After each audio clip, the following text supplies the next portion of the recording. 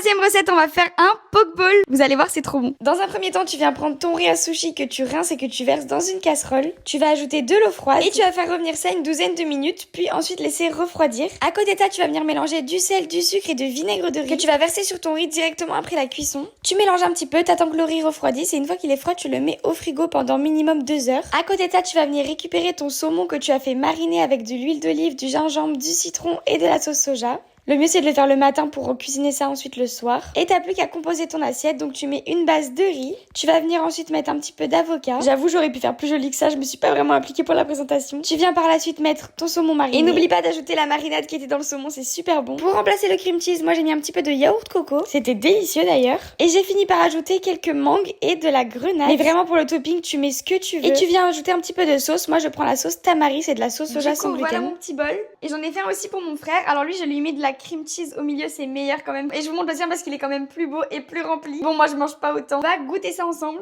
Tout mélanger. Donc faut prendre le yaourt de coco avec une petite mangue, un peu de riz, un peu d'avocat. Et le meilleur, le saumon. C'est trop bon. Franchement, vos collègues, ils vont envier votre lunchbox de demain midi.